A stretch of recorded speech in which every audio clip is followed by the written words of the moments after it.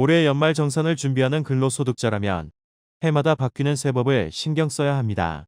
국세청이 제공하는 연말정산 간소화 서비스만 믿었다간 환급받아야 할 세금을 놓치는 경우가 생길 수도 있습니다. 물론 차후 구제를 받을 수 있지만 이런저런 절차가 귀찮다면 달라진 연말정산 관련 정보를 미리 파악해두는 게 이른바 13월에 월급을 두둑히 챙기는 지름길입니다. 근로자가 한 해 동안 신용카드 등으로 지출한 금액을 연말정산을 통해 돌려받고자 한다면 본인의 총급여의 25% 이상을 카드로 지출해야 합니다. 초과 사용된 금액에서 신용카드는 15%, 체크카드와 현금은 30%의 공제율이 적용됩니다. 전통시장이나 대중교통으로 쓴 돈이라면 공제율은 40%인데 올해 연말정산 땐 공제 혜택을 더 보게 됩니다. 전통시장과 대중교통비 사용액에 대한 공제율은 각각 50%, 80%로 올랐습니다. 작년 4월 1일부터 12월 말까지 사용분에 한해서입니다. 도서공연 미술관 박물관 영화관람료 등 문화비 지출에 대한 공제율은 40%가 적용됐다. 상향된 공제율은 작년 4월 지출분부터 적용되며 영화관람료 사용분 적용 시기는 작년 7월부터입니다. 국세청 관계자는 항목별로 100만원씩 적용하던 공제 한도를 통합해 300만원으로 한다며 근로자의 총급여액이 7천만원을 넘을 경우 전통시장 대중교통 사용액에 대해서만 200만원 추가 공제를 받을 수 있다고 말했습니다. 국민주택 규모보다 큰 집이라도 기준시가가 4억 원을 넘지 않으면 월세액에 대한 세액 공제가 가능합니다. 작년 연말정산까지만 해도 기준시가가 3억 원을 넘지 않은 주택만 적용 대상이었습니다. 월세액 세액 공제를 적용받는 소득자 때는 총급여 기준으로 7천만 원 이하입니다. 월세액에 대한 공제율은 10%에서 15%로 올랐습니다. 공제 한도는 작년과 같습니다.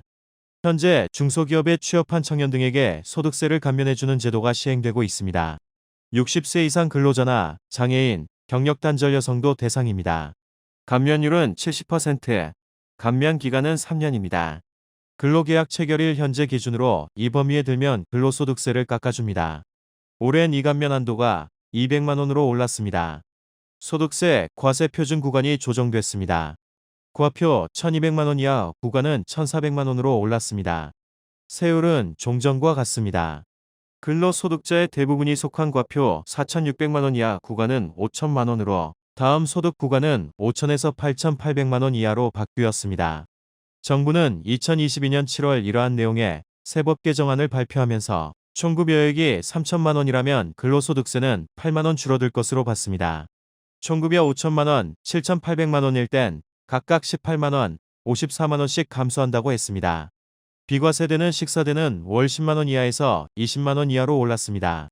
또 자녀 나이가 만 8세 이상이라도 자녀 세액 공제를 받을 수 있습니다. 2022년 1월부터 아동수당 지급 연령이 만 7세 이하로 확대되는 점을 감안했다는 게 정부의 설명입니다. 교육비 세액 공제 대상의 대학 입학 전형료, 수능 응시료도 들어갔습니다. 부부 중 한 명이 60세 이상인 부부 합산 1주택자가 기존 주택을 팔고 가격이 더 싼 주택을 살 때 차익 중 1억 원을 연금 계좌에 납입할 수 있습니다. 종전까지 연금 계좌 납입 한도는 연간 1,800만 원이었습니다. 연금 계좌는 국민의 노후소득 보장 차원에서 국가가 각종 세제 혜택을 주는 절세형 상품입니다. 나이와 소득 여부에 따라 연간 600만 원, 900만 원까지 납입액의 12%, 15%를 세액 공제해 줍니다.